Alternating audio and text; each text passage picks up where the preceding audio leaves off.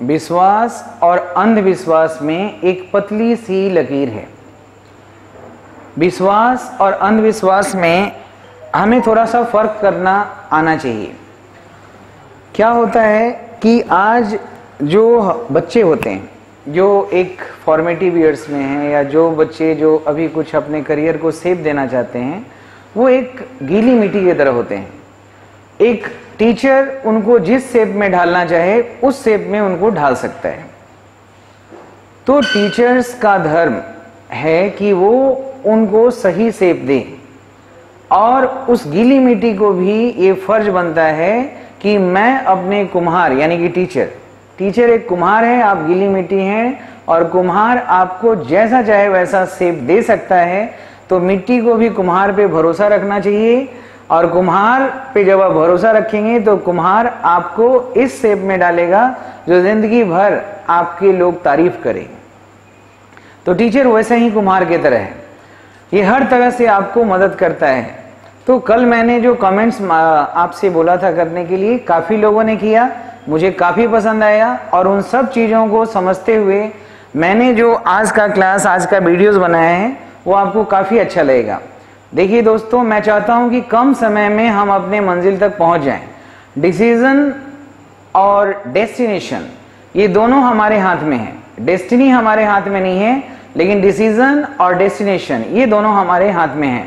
मैं कह रहा हूं कि आप मुझ पे विश्वास करो, लेकिन अंधविश्वास किसी पे भी मत करो, मेरे पे भी नहीं।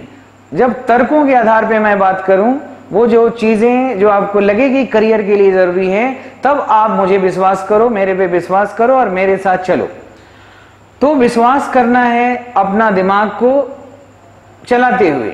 अगर मैं बोल दूं कि ये देखो नाउन है, तो आप मान लेना कि नाउन है। नहीं, मत मानना कि ये नाउन है, तब मानना जब देखना कि इसका काम, क्या ये वाक्य में सब्जेक्ट का काम कर रहा है, क्या ये किसी भी एक्शन वर्ब, ट्रांजिटिव वर्ब का ऑब्जेक्ट है, क्या ये प्रीपोजिशंस के बाद में आके उसका ऑब्जेक्ट बना है, क्या ये किसी डिटरमिनर के आगे आया है।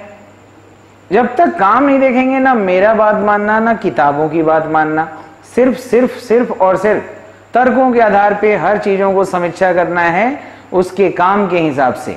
तो विश्वास करने के लिए आपके पास अपने पास भी कुछ लॉजिक होना चाहिए, अपना भी सोच होना चाहिए। अगर वो नहीं करते तो फिर बहुत दिनों के बाद आप उस अंधविश्वास के चक्कर में रहते हैं कि हाँ, ये जो पढ़ाएंगे वो सब सही होगा, ये जो कराएंगे सब सही होगा, और हमारा बहुत सारा वक्त निकल जाता है। और 4 साल 5 साल 6 साल समय ही तो है। वक्त निकल जाने के बाद अगर आप चाहें कुछ करना भी तो बहुत सारा चीज कर सकते हैं, लेकिन अभी जो ख्वाहिश है गवर्नमेंट जॉब्स के लिए, उसके लिए सरकार ने कुछ लिमिटेशन रखा है कि इस एज तक ही आके आप इस एग्जाम्स को क्वालिफाई कर सकते हैं। बाद में भले ही आप लाख टैलेंट बना ले, वो काम का नहीं होता है। तो मैं कुछ ऐसी स्ट्रेटजी बता रहा हूं कि जिसके अनुसार आप एक साथ में error, fill in the blank, sentence improvement, cloze test, reading, सबका आपका ज्ञान सही से हो। ये देखिए, सफलता प्राप्त तब होगा जब ये आप ये मान के चलेंगे ग्रेजुअल जर्नी है। आप ये मान के मत चलिए कि एक बार में पूरा कोर्स खत्म होगा तब जाके हमें अंग्रेजी में हर सवाल बनाना आएगा। एक ग्रेजुअल जर्नी है, धीरे धीरे ही हम सीखेंगे। जैसे मैं आपके सामने 2-3 एक ही वाक्य को बड़े तरीके से लिखता हूं, और इसमें मैं कुछ वर्ड्स दूंगा, उसको आपको फिल करना है, और इसमें मैं आपको इसी सेंटेंस के अनुसार समझाने का कोशिश करूंगा कि देखो, आपको क्लोज टेस्ट मैं जो बता रहा हूं कि तुम्हें करना है, क्यों जरूरी है इस बात को समझो। अगर मैं यहां पे कह रहा हूं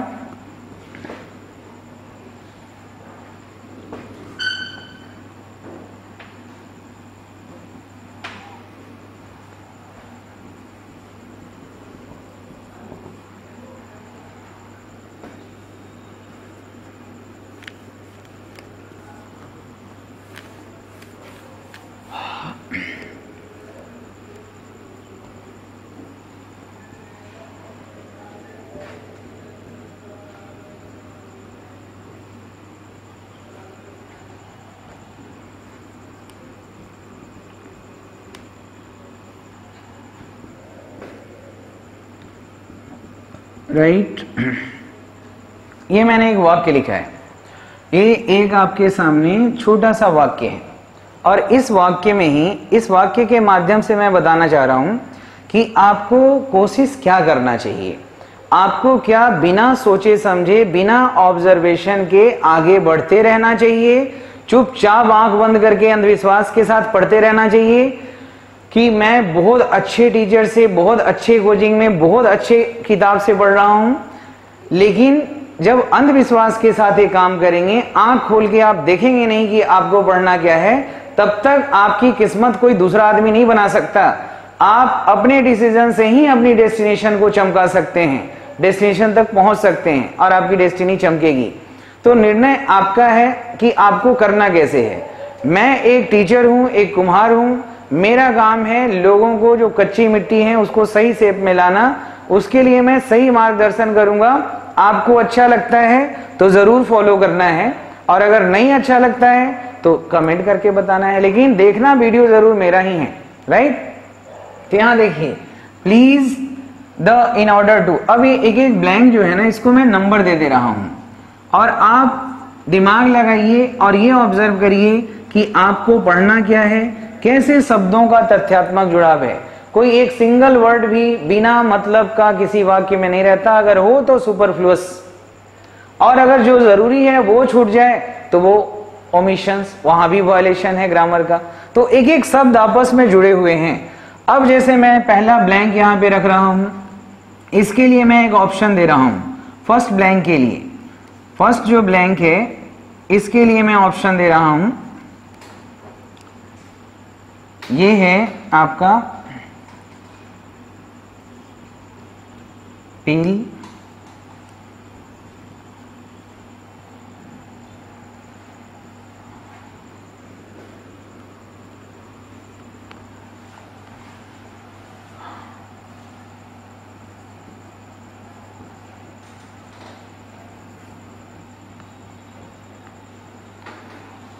सही है।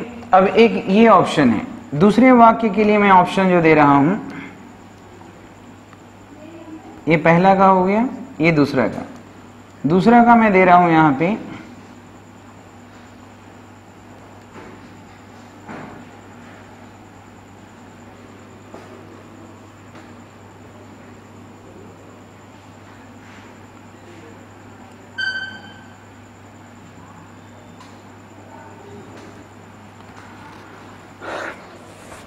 ठीक है,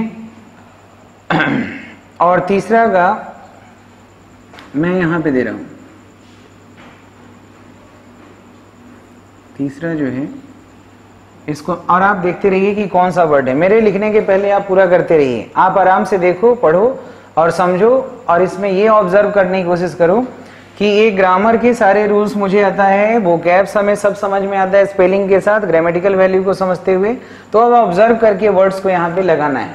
ये एक छोटा सा गेम मैं रोज आपको खेलूंगा, जब तक कि आपको सही तरीके से एहसास ना हो जाए कि आपको करना क्या है। अब यहाँ मैं तीसरा जो ऑप्शन रख रहा हूं, यहां रख रहा हूं क्विंच,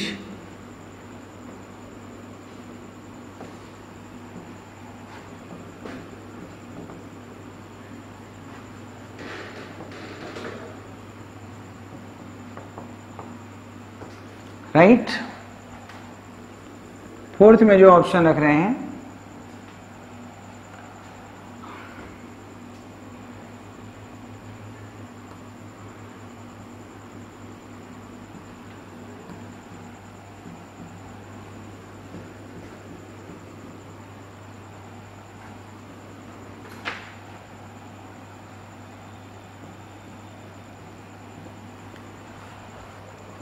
फोर्थ का ये ऑप्शन है। चार ऑप्शन है, पहले चार ऑप्शंस को आप देखिए, यहां से वाक्य का शुरुआत है, और पांचवा ऑप्शन मैं कहा यहां रख दूं, फिफ्थ ऑप्शन, इसको भी आप देख लीजिए। यहां पे मैं रख रहा हूं इनटू, इन, एट, अंडर। देखिए ये छोटा सा है, एक बहुत ही छोटा सा वाक्य है, और इन्हीं वाक्यों को पढ़ के इन शब्दों को लगाना है। सब चीजें यहीं पे है, और इसी में से हमें इस पजल में जो मिसिंग वर्ड हैं उसको सही जगह बैठाना है, ताकि ये पूरा का अर्थ एक निकल जाए। छोटा सा है, देखिए मैं छोटे छोटे स्टेप के साथ मैं क्लोज टेस्ट बताने जा रहा हूं। मैं हर एक तरह का 200 मार्क्स में 85% रीडिंग स्किल से आता है। हम उन चीजों को कवर कर रहे हैं क्योंकि वो बहुत बड़ा उसका रोल है। बाकी जो चैप्टर हैं वॉइस नरेशन दुनिया बनाती है, सब सही कर लेता है, error improvement fill in the blank सब में अच्छा आप करते हैं। लेकिन जब आप प्रैक्टिस करते हैं ना तो ये स्लो जर्नी आपने स्टार्ट कर दिया है तो बड़े कम समय में आप अपने मुकाम तक होंगे। आप ध्यान से देख लीजिए इनको। अब ये पूरा पढ़ने के बाद सबसे पहले हमें समझना है कि ये जो सेंटेंस लिखा है इसका सब्जेक्ट मैटर क्या है इसका थीम, क्या है इसका सेंट्रल आइडिया, क्या है इसका क्रक्स, क्या है कोर आइडिया, क्या है जिस्ट। तो यहाँ पे बात हो रहा है कि मैं किसी को कह रहा हूं सामने वाले को कि कुछ काम करो ताकि मेरा हंगर ये हो जाए, खत्म हो जाए जो भी है, और उसके बाद उन चीजों को सावधानी से डस्टबिन में डाल दो। तो एक मोटे तौर पे हमने ड्राफ्ट एक बनाया है, अब इसमें हमें लगाना है। तो पहला के लिए ऑप्शन है हमारे पास, यहाँ पे आप नजर रखिएगा सिर्फ इस पे। मैं धीरे धीरे अपने साथ ही लेके चल रहा हूं, मेरा मकसद सिर्फ समझाना ही है।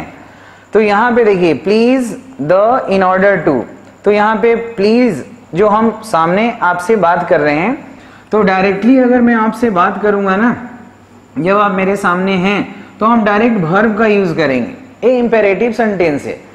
जैसे अगर हम कह रहे हैं please come here, please go there, please sit down, please post the letter, please bring a glass of water, तो हम सामने वाले को आदेश या रिक्वेस्ट या जो भी आग्रह कर रहे हैं उसके लिए वर्ब का फर्स्ट फॉर्म चाहिए।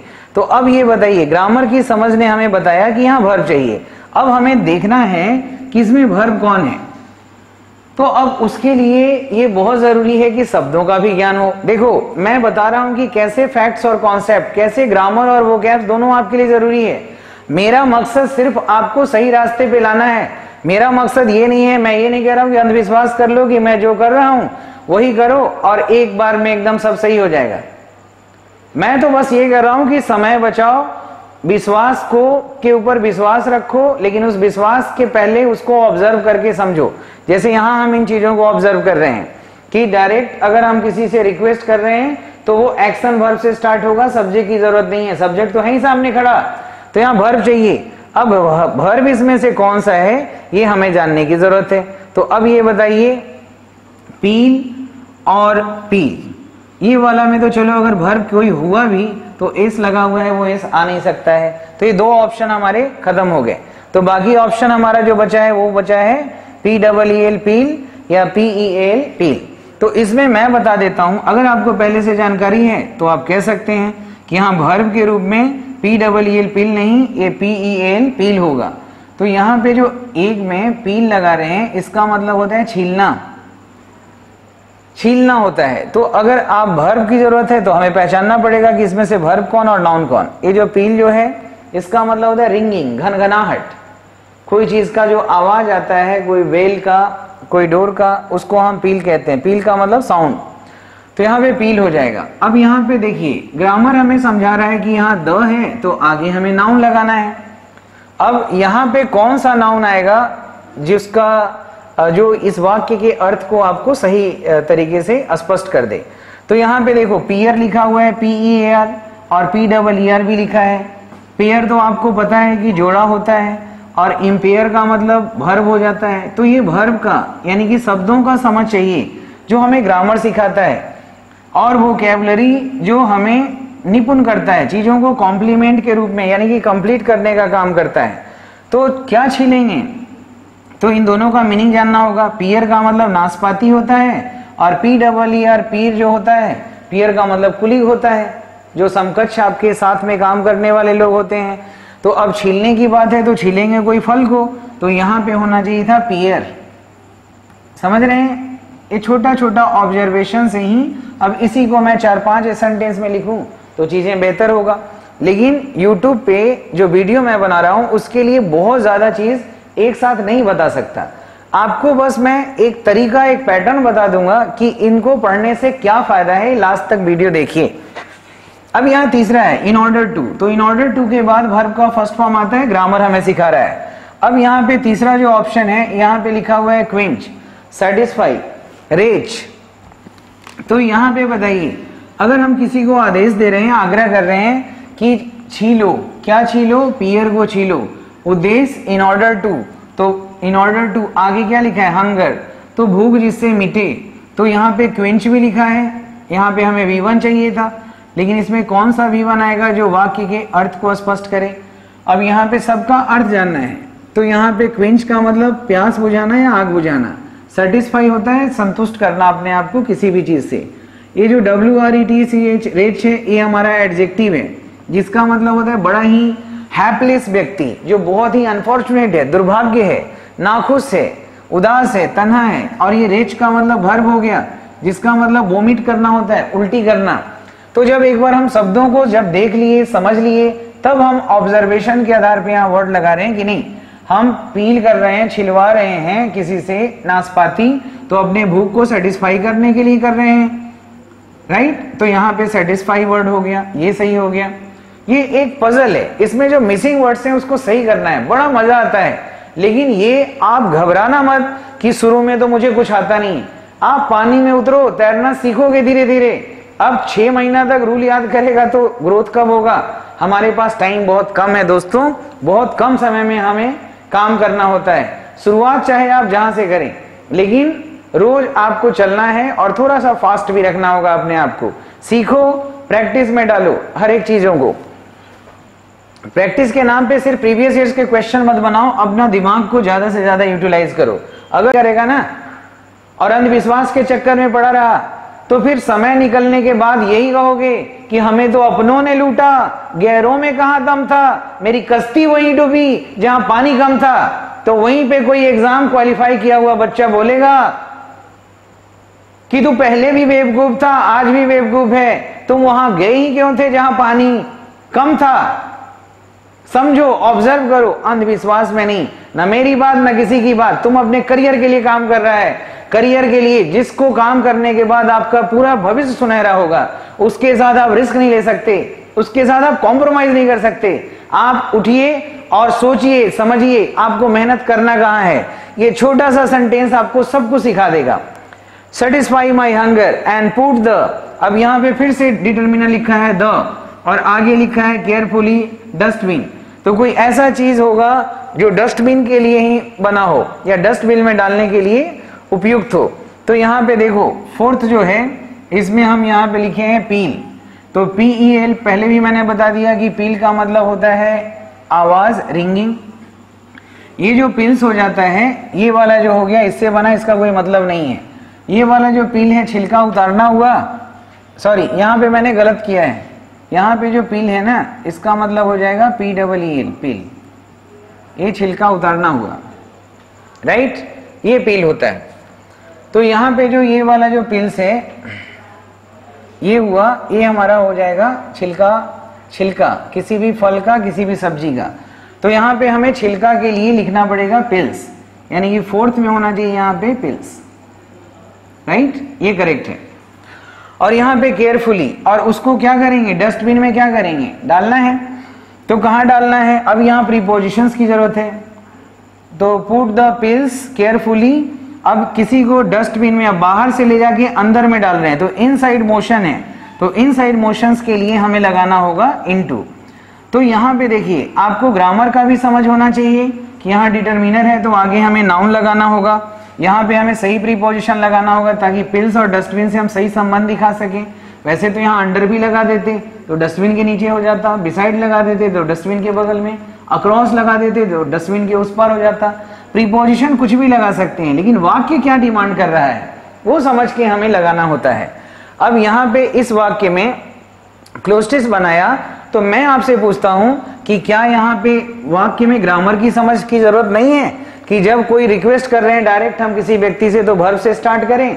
क्या हमें ग्रामर की जरूरत नहीं है कि डिटर्मिनर द है तो आगे हमें नाउन लगाना है, और वो नाउन लगाना है जो इस वर्ड से भी रिलेट करे, सिंक्रोनाइज करना है, कोऑर्डिनेट करना है। फिर उसके बाद हमें ग्रामर की जरूरत है कि टू है तो इसके बाद हमें V1 लगाना है, इन ऑर्डर टू के बाद V1 का प्रयोग होता है, लेकिन वो वर्ड हमें लगाना है जो विषय वस्तु के हिसाब से उपयुक्त हो। अब यहाँ पे हमने लिखा पुट द, तो डिटर्मिनर के आगे नाउन आएगा, लेकिन वो नाउन जो इस विषय वस्तु के हिसाब से चल रहा है। यहाँ पे हमने सही प्रीपोजिशन लगाया।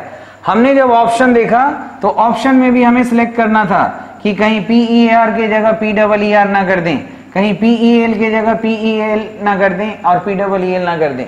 तो हर शब्दों का यूसेज पता हो कि रेच का मतलब क्या है और ये रेच का मतलब, इसका मतलब एडजेक्टिव हो गया कि हैगर्ड है, ये थका है, अनफॉर्चुनेट है। रेच का मतलब वोमिट करना हो गया और क्विंच मतलब आग और प्यास बुझाना, तो हम सेटिस्फाई का यूज करेंगे।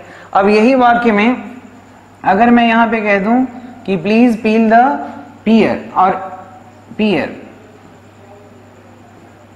इन order to satisfy my hunger, अब यहां से हम सब डिलीट कर दे रहे हैं। तो अब ये बताइए इसी में क्या हो गया, कॉमन एरर हो गया, राइट। तो ये कॉमन एरर हो गया ना, यहाँ पे पिल के लिए ये वाला चाहिए और पियर के लिए क्या चाहिए, AR चाहिए। अब यहीं पे इस वर्ड को अगर मैं यहाँ पे ऐसे लिख दूं PEER और इसके अंडरलाइन करके इसके लिए मैं 4 ऑप्शन दे दूं कि PEAR होना चाहिए, कि PAIR होना चाहिए, कि PYR पायर होना चाहिए, कि PYRE पायर होना चाहिए। अब ये 4 ऑप्शन है, तो इसमें हमें या नो इम्प्रूवमेंट लगा दें तो ये हमारा सेंटेंस इम्प्रूवमेंट हो गया। यानी कि आपका कॉन्सेप्ट अगर स्ट्रांग है तो एक साथ सब कुछ अच्छा हो जाता है। तो इस वाक्य की जरूरत को देख के यहाँ पे PEER पियर नहीं बल्कि यहाँ फल की बात हो रही है, ये हो गया। तो इसमें आप काम करते हैं तो error, fill in the blank, sentence improvement, आपका रीडिंग स्किल सबका समझ एक साथ डेवलप हो जाता है। इन चीजों पे आप विचार करिए और रोज मैं थोड़ा थोड़ा करके मैं इसको आगे बढ़ाऊंगा। मेरे साथ बने रहिए, stick to me and avoid by my advice whatever I give you truly for your sake, for the betterment of your career. This is only my interest to spread my knowledge through the right students. मैं totally dedicated हूं आपके साथ काम करने के लिए।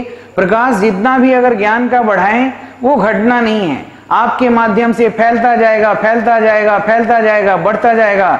अरे एक कैंडल से कितने कैंडल जल जाते हैं, क्या प्रकाश कमता है, प्रकाश बढ़ता है। तो मेरा काम है कि ज्ञान के प्रकाश, जो मेरा सीमित ज्ञान है उसको भी मैं क्यों दबा के रखूं, क्यों ना सही तरीके से मैं लोगों तक पहुंचाऊं।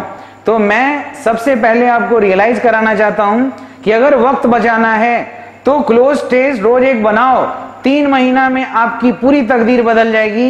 इंग्लिश में इतना शुरुआत में आप स्ट्रगल करेंगे, मेहनत करेंगे, लेकिन जो इसका रिजल्ट आएगा ना वो आपके फेवर में आएगा। आज के लिए इतना ही। श्याम शर्मा, मुखर्जी नगर, दिल्ली।